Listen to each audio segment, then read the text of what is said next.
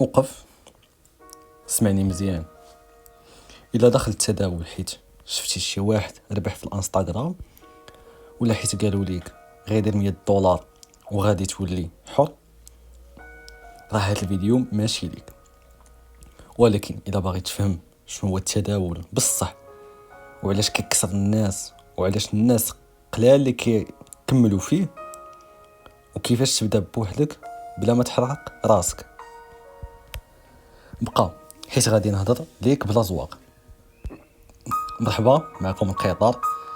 في هذا البودكاست ما كنبيعش الاحلام وما كنصاوبش ابطال وهميين، كنهضر على واقع، على سيطره النفس، وعلى قرارات اللي كتخلص ثمنها بوحدك. واليوم غادي نهضر على تريدينغ وشنو هو، وعلاش بزاف الناس داخلين ليه غلط، وكيفاش تقدر تبداه الا كنتي اصلا مناسب ليه. شنو هو التريدينغ؟ التداول ماشي ضغط على زر ولا التوقع ولا ضربة حظ. التداول هو شراء بيع الأصول المالية باش تربح من الفرق الثمن، ولكن مع إدارة المخاطرة، يعني ريسك مانجمنت. بحال شي تاجر في درب عمر كيشري السلعة ولكن ما كيدخلش بفلوسه كاملة في نهار واحد وما كيغامرش براسو. إلا دخل السوق بالعقلية القمار، السوق غادي يعاملك كمقامر. علاش الناس كتدخل التداول؟ خليني نكون صريح، حيت باغيين فلوس، باغيين حرية، باغي يهرب من الخدمة ما عجباش، وهذا مفهوم. ولكن المشكل اغلب الناس كتدخل بسبب الخطأ وكتجاهل الثمن. التداول كيطلب الصبر، هدوء، تحكم في النفس. هاد الشيء ما عندوش علاقة بالفلوس، عنده علاقة بشخصيتك. كيفاش الواحد يبدا في التداول من الصفر؟ الا كنتي جديد وكتسمع دابا، اول حاجه ما تبداش بالفلوس، بدا بالفهم. شنو هو السوق؟ شنو هو ريسك؟ علاش كتخسر قبل ما تربح؟ تعلم من فيديوهات تعليميه، كتب وديمو اكونت، وما تسرعش. الا ما عندك الصبر تعلم في عام ولا قل من عام، راه ما عندك الصبر باش تربح 20 ولا 10 سنين. شحال ديال الوقت باش تتعلم؟ انا كيعتمد على عقليتك وعلى كيفاش كتستقبل المعلومه. واصلا ما خصكش تربط التعلم بالوقت، خاصك تربطه بالمجهود اللي كدير كل نهار باش تتعلم. وهذا كيعتمد على شخصيتك. ولكن ما تخافش، واخا دابا ما تفهمش هاد الشيء ولا تكون ما عارفش اش دير، راه خصك تبدا. اول خطوه هي اللي كتحدد شخصيتك، واخا ما يكون عندك والو من هاد الشيء، راه كيتكتسب حتى ما كيتزاد معلم. الملك راه كيتزاد ملك، ولكن واش كتكون عنده شخصيه الملك من الاول؟ والملك قبل ما يكون ملك في الدستور خاصو يكون جندي في العقيده وقائد في الميدان. وهذا المثل كينطبق حتى هو في التداول. باش تفهم، تخيل معايا عندك 10,000 درهم اللي هي $1000 وبغيتي تفتح محل صغير. واش غادي تشري سلعه وحده بفلوس كامله، ولا تقسمها، ولا تجرب شويه بشويه وتشوف؟ نفس المنطق في التداول، ولكن الناس كيدخلوا بكل شيء من بعد كيقولوا التداول نصاب. لا، الطريقه هي اللي كانت غلطه، وعمرك ما تحط البيض ديالك كامل في سله واحده. كيفاش تتعلم التريدينغ بوحدك اناليز بصح. خليني نكون واضح معاك من الاول، التحليل ماشي رسم خطوط والسلام، وماشي حتى توقع المستقبل. التحليل هو تفهم على السوق تحرك وعلاش ممكن يتحرك. التحليل التقني تكنيك اناليز، شنو خاصك تفهم؟ التحليل التقني كيسول سؤال واحد: الناس فين شرات وفين باعت وفين كتخاف، ماشي خطط بزاف ولا انديكاتور عامرين الشاشة. بدا بهاد الاساسيات فقط: سيبور وريزيستونس، فين السوق كيطيح وكيطلع بزاف، ترند، السوق هابط طالع ولا واقف، البرايس اكشن، كيفاش الشمعة تسد، فين الضغط، فين التردد. الا فهمتي هادو راه فهمتي 60% من السوق، الباقي ضجيج. انديكاتور شويه كيساوي احسن. الناس كتغلط هنا، كيعمروا الشاط ومن بعد يتخلطوا. الحقيقه انديكاتور غير مساعد ماشي قرار. الا ما فهمتيش السعر راه اي انديكاتور غادي يضيعك. وإلا بغيتي راي ديالي، انا بعيد كاع على داك دير هاد الانديكاتور وتولي كتدخل تريد ساهل. هادشي كامل تخربيق في تخربيق.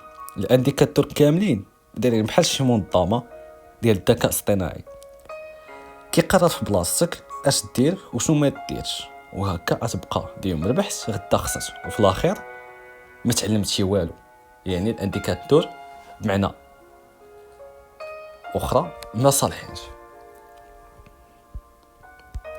تحليل اساسي اناليز فوندامونتال. علاش السوق كيتحرك؟ التحليل الاساسي كيهضر على اخبار، الفوائد، اقتصاد. بالحق مثال: الى البنك المركزي طلع الفائده، العمله غالبا كتقوى، ولكن ماشي كل خبر خاصك تتاجر فيه. تعلم غير شنو هو الخبر القوي، شنو هو الخبر الضعيف، وامتى تبقى بعيد. والفوندامونتال راه كتوصل لواحد المرحله والخبره وسط الشاط كتولي تكنيك اناليز كتسبق الفوندامونتال. بمعنى التحليل التقني كيسبق الاساسي، حيت الشاط كامله او لا كتقدر تعرف السوق غادي يتحرك قبل ما الاخبار تاثر. يعني تكنيك كيعطيك فين تدخل وفين تخرج، الفوندامونتال كيعطيك علاش السوق تحرك. ببساطه تكنيك كيساوي التوقيت، الفوندامونتال كيساوي السبب. واخا الفوندامونتال مهم باش تفهم السوق، الا ما كنتيش كتعرف التكنيك غادي توصل متاخر وكتفوتك الفرص الربح. كيفاش تتعلم عمليا بلا فلوس؟ دير هاد الطريقه: تعلم نظريات الساعه في النهار كافيه. افتح ديمو اكونت، جرب، خطأ، راجع، وسجل كل صفقه. علاش دخلت، علاش خرجت، شنو حسيتي. التداول كيساوي مراية نفسيه قبل ما يكون تحليل، وهذا الشيء كامل شرحته في سلسله ريسك مانجمنت. اكبر كذبه في التعليم واحد يقول لك هاد استراتيجيه مربحه 100%. كذبه. كاين غير استراتيجيه انضباط وقت، الى نقص واحد نتيجه صفر. وتقدر تكون ولكن فيها شويه ديال الخساره اللي كتهبطها ل 90% 75%. وبيني وبينك احسن استراتيجيه في التداول هي اللي كتصنعها بيدك بالتكرار ديالك. والتكنيك بحال شي مدرب ديال الكره، واش كل مدرب امد حسن تكون عنده كلها استراتيجيه ديالو كيفاش كيلعب، ولا كلشي يلعب بنفس الاستراتيجيه؟ واضح. وراه كل ابداع ديالك في الشاط واخا يكون غير تخربيق راه كيديك الابتكار. شنو خاصك دابا بالضبط؟ الا كنتي مبتدئ ركز على فهم السوق، ما تقلدش، ما تزربش، خدم على راسك قبل الحساب. السوق ما كيهربش، ولكن اللي ما صابرش هو اللي كيهرب. التحليل ما كيعلمش ربح، كيعلمك واش تدخل ولا تبقى بعيد، والبعد حتى هو قرار. الايجابيات ديال التريدينغ بصدق، كتعلم تحكم في راسك، كتعلم الصبر، كيعطيك حريه في الوقت، دخل محتمل على المدى الطويل، ولكن غير الا كنتي منضبط. السلبيات وهنا كيسكتوا بزاف، خليني نقولها لك بصراحه العباره: الخساره، الفلوس، الضغط النفسي، الشك في النفس، والوحده، بزاف ديال الصمت. التداول ماشي رومانسي وماشي الجامع، وإلا شي واحد قال لك العكس راه كيبيه شي حاجه. وانا هنا ما كنقولكش ما تدخلوش، انا كنقول لك شنو هو التداول بلا مكياج. فيه ربح كبير، ولكن واش مستعد تخلص؟ لان اي دومين فيه ريسك كبير فيه ربح كبير، ولكن خصك تخلص باش تربح. علاش الناس كينجحوا وشي ناس كيفشلوا؟ الناجحين كيخدموا في صمت، كيعرفوا راسهم، ما كيطمعوش، كيتعلموا من الخطا. الفاشلين باغي نتائج سريعه، كيقارن راسهم مع الاخرين، كيقلد وما كيحاسبش راسو، وكيبقى حاضي هذا دار وهذا ما دارش، وهذا واش عنده ديمو كونط ولا ريال، في عوض ما يديها في راسو ويطور راسو لاصق في الناس. تابع، وريني تراك ريكورد، وريني ماي اف اكس بوكس ديالك باش نثيق فيك، وريني هذه وريني هذيك، عوض ما ديك الوقت داك الشيء طبقوا على حياتك. لاصق في عباد الله كطيح القيمه ديالك. انا نعطيك مثال باش تفهم. عندك المغرب والجزائر، المغرب خدامه على راسها كتوصل للعالميه درجه بدرجه، الجزائر لا، عندك هذه دارت هذه ما دارتش، لا نشري هذا السلاح باش نتحارب، ندير هذه عوض ما ديفلوبي راسها وتطور البنيه التحتيه وتطور شحال من حاجه. حاضر المغرب دات ما داتش. واسمحوا لي نقولها هكايا، عندنا واحد المثل في المغرب كيقول لك الكاسب يكسب والحازق يحسب، ولكن سمحوا ليش راه بصح. هذا ما عندي في التريدينغ في الدومين هذا هو بنادم. واش هذا ديمو كونت ريال، ديمو فاندد فوكسي على راسك، ريح مع راسك، ستي فوكس ويت مي. اش داني البنادم الله يجعله يكون كيخدم حتى باش كيعصب واصل. حق التريدينغ خصني نشوف هذا واش تريدر، خصني نشوف تراك ريكورد. خصك باش تشوف هذاك واش تريدر خصك تشوف انت راسك بعدا واش تريدر ولا لا. خلي عليك الناس، ما تبقاش حاضر الناس هذا دار ولا ما دارش، ولا ما تبقاش لاصق في الناس. لصق في راسك. كيدوز عندي واحد بيني وبينك واش هذاك كونطريل ولا ديمون، وها هو ديمون اش ربحتي، ها هو ريل اش ربحتي. الا ريل غادي ندور معاك غادي نعطيك، الا ديمون غادي تشفق عليا وغادي دير لي كونطريل. قوه البلا بلا بلا بلا كتحس بنادم في عوض ما يركز على راسو ديفلوبي ويمشي خطوه بخطوه ويشوف راسو فين غادي يوصل. غادي هذا دار هلا خويا قطر واش هذا ديمون وهذا ريل كونتيمو وبنادم كتجي كتلقاه ما دار والو في حياته، ومع الوقت كيقول لك علاش انا ما ربحتش في التريدينغ، حيت انت حاضي الناس. ديها في راسك، شوف راسك شكون انت، شنو قاعد دير، شنو هما الاهداف ديالك في الحياه. اما هذا دار هذا ما دارش، هذاك الشيء خليه. بحال كتجي عند مسلم ويهودي، لا انت ما غتدخلش للجنه حيت يهودي، حيت كدير هذه، حيت كدير هذه. وانت تدخل، انت الا باغي تدخل الجنه كون مسلم وديها براسك وخدم على راسك. لقيتي باش تطول الانسان وتعاونو يدخل الاسلام وداكشي، دير. ما قدرتيش سكوت، قول خيرا او اصمت، ماشي حكا. ناري عرفتي هذا الموضوع هذا خصو سلسله بوحديتو. راه ماشي هو المهم تشوف عند بنادم كونط ديمون، ولكن المهم هو واش انت عندك كونط ريال، واش انت قادر ديفلوبي الكونط ديالك. انا بغيت سول هي راسك اللي كيدير في هذه القاعده. من نسول مثلا القطار ولا نسول اي انسان واش عنده كونط ريال، هو عنده كونط ريال واش يدور معاك منه، وهو عنده كونط ديمون واش غادي ندير ليه الديبو باش يولي عنده كونط ريال؟ بنادم لصقه. واحد المثال كما كيف امريكا، كما كان قالوا واحد مغني غني الله يذكره بالخير، قال لك في الامريكان عندك كل واحد حاضي الهدف ديالو، ولكن عندك في الدول العربيه الهدف ديال الانسان هو انت. كما قلت شوف غير واخا تعطلت واحد شويه انا، ولكن باش نسد هاد النقطه. شوف غير الجزائر كيعانيو من الماء، كيعانيو من شحال من حاجه. علاش؟ حيت حاضين المغرب ما دارش هذا، دار هذا ما دارش، عكس المغرب كديفلوبي راسك كتطور. المهم هذا الموضوع طويل ما ديش نزيد نتعمق فيه، ولكن راه محيت عصبني. بنادم ما بغاش يتقاد، ما بغاش يزيد يديفلوبي راسو.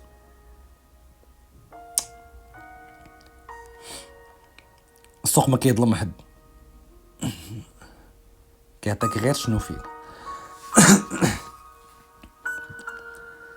هو المراي ديالك.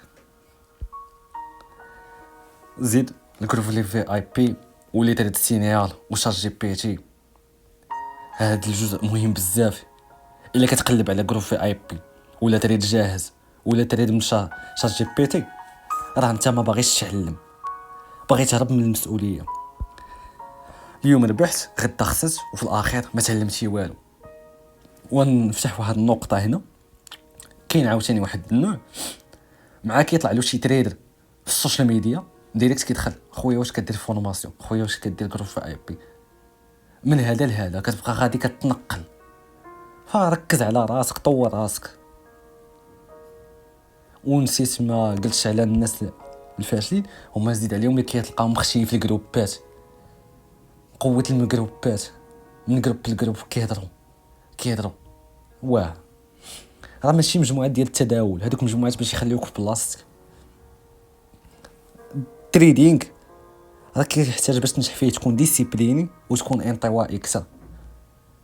هذه بالخبره ديالي المتواضعه وقبلت الشاط، لان ما كيبقاش راي ديال هذا وراي ديال هذا، كيولي عندك راي واحد هو انت شنو كدير.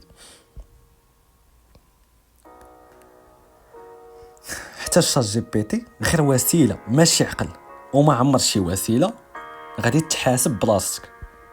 حيت كنلاحظ دابا بزاف ديال المبتدئين ولاو كيعتمدوا على الشات جي بي تي باش ياخذ تريد، واخا يكون هو بصح تريدر مع كل احتراماتي ليه، راه مازال مبتدئ. واخا يكون شات جي بي تي كيعاونك بصح، ولكن خليني نكون واضح، الا كنتي كتعتمد عليه باش تتعلم، تفهم السوق، تفهم التحليل، ولا تطور راسك في شي مهاره، هادشي مزيان وكنشجعك عليه. اما الا كنتي كتستعمله باش يعطيك تريد واجد ويدخل بلاصتك ويقرر بلاصتك، فهنا راه مشكل. حيت شات جي بي تي غا وسيله، مجرد اداه، ماشي عقل كيحس، ماشي نفسيه كتضغط، وماشي واحد غادي يخلص الثمن في بلاصتك. يعني ما تعتمدش على اي وسيله باش تاخذ قرار الا ما كنتيش فاهم وعارف علاش داخل وعلاش خارج. الحقيقه اللي خاصك تسمع، التداول ما غاديش ينقذك وما غاديش يصلح حياتك، ولكن الا كنتي منضبط وصابور وصادق مع راسك، راه يقدر يكشف لك راسك ويعلمك شحال قوي ولا ضعيف. رحله مبتدئ من هوايه للتجربه. اول مره كيجي واحد جديد للتداول كيفاش كيحس؟ كيكون حماس كبير، كيقلب على صفقه اللي تربحوا فلوس بالزربه، كيشوف الشاطو ويقول هذه سهله غادي تنربح. ولكن الحقيقه التداول ماشي لعبه وماشي ربح من النهار الاول. مع التجربه الواحد كيبدا يفهم الخساره جزء من الطريق، الصبر اهم من الربح. كل خطا كيعلمك اكثر من اي كورس. تخيل معايا هذا سعيد بدا بفلوس قليله، 1000 درهم، 100 دولار. اول اسبوع خسر 300 درهم اللي هي 30 دولار. بدا كيحس بالضغط. في الاسبوع الثالث بدا كيتعلم كيفاش يقسم راس المال، بدا كيتبع شاط صغير وصابور. مع 3 اشهر بدا يقدر يدير صفقه مربحه بلا ما يخسر بزاف. السوق كيعلمك كيفاش تحكم في راسك قبل ما تحكم في الفلوس. واحد النقطه باش نكمل الفيديو، هذيك المثال اللي عطيت على الجزائر هو مثال. انا ما عايش في الجزائر ولا شي حاجه، ولكن داكشي اللي عارف ولا كيبان في الاخبار. نقدر نكون غلط، نقدر على حق، ولكن انا عطيت غير مثال اللي خاصك تشدو. كل مبتدئ غادي يدوز من حماس بلا خطه، خساره، تعلم، صبر، انضباط، نتائج. هاد الطريق هو اللي كيصنع تريدر حقيقي، ماشي خطوط سحريه ولا كروف في اي بي. الكلمه الاخيره، شنو هو التريدينغ بصح؟ خليني نكون واضح في اخر كلمه. التداول ماشي خطوه ولا تحليل ولا انديكاتور، هادشي كامل غير ادوات. التداول بصح هو مايند سيت. التحليل كيعطيك فين تدخل، ولكن العقليه هي اللي كتقرر واش تدخل اصلا، واش تصبر، واش تخرج، واش توقف من اللي خاصك توقف. شي وحدين عندهم نفس التحليل، نفس الصفقه، نفس السوق، واحد يربح وواحد يخسر. الفرق العقليه. الا ما تعلمتيش تتحكم في راسك ما عمرك غادي تتحكم في السوق، والسوق ما كيتغلبش، كيكشفك فقط. هذاك الشيء اللي كتشوف في السوشيال ميديا على الطوموبيلات لامبورغيني بصح كاين وقادر ديرو ما اكثر، ولكن راه ماشي من الديبار. راه كاين اللي دوز 5 سنين باش دار داكشي، كاين اللي دوز عامين، كلها وطريقه وكلها وحياته. التحليل كيخليك تريدر، ولكن العقليه هي اللي كتخليك تبقى. الا بغيتي تدخل التداول دخل باش تولي حسن، ماشي غير باش تكون رابح. والا ما قدرتيش تحكم في راسك راه السوق غادي يتحكم فيك. وهذا الفيديو مباشر بلا وعود بلا لامبورغيني، بدا شوف شحال ربحنا اليوم. بحال واحد كيهضر مع اخوه الصغير وكيقول ليه الحقيقه حتى الا وجعاتك. في الفيديو الجاي غادي نهضر ان شاء الله على تكنيك اناليز باش نكمل السلسله ديال هذا شنو هو التريدينغ، وغادي نشرح ليك شنو هو وكيفاش تتعامل ولا تتعلمها بوحدك باش تولي قادر تفهم السوق وتدخل الصفقه الصح. حيت بزاف ديال الناس كيخلطوا انديكاتور مع اناليز، وغادي نوريك الطريقه الصحيحه من البدايه بلا صداع ولا كورسات. التداول ماشي خطوط ولا انديكاتور، هادشي كامل غير ادوات. التداول بصح كيساوي المايند سيت. التحليل يعطيك فين تدخل، ولكن العقليه هي اللي كتقرر واش تدخل اصلا، واش تصبر، واش تخرج. الا بغيتي التداول دخل باش تولي حسن، ماشي غير باش تربح. السوق ما كيظلم حل، ولكن كيكشفك ويعلمك شحال قوي ولا ضعيف. وخلي هادشي في بالك، التداول هو المايند سيت واناليز. والاناليز غواسيله بحال اي نظام، ولكن اي نظام خاصو قائد، وكنت هو داك القائد. وما تحقرش راسك بسبب شي حاجه اللي انت عندك فيها التحكم، ولكن مخليها تتحكم فيك غير حيت عطيتيها قيمه.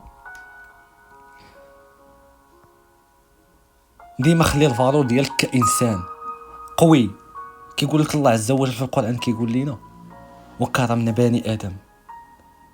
عمرك ما تخلي راسك لتحت، كون قوي، كون شخصيه. وانا هنا قصدت واحد الناس اللي كيقولوا باللي داك استراتيجيه هي الام، ولكن هي فيها قوه الاعذار والهضره.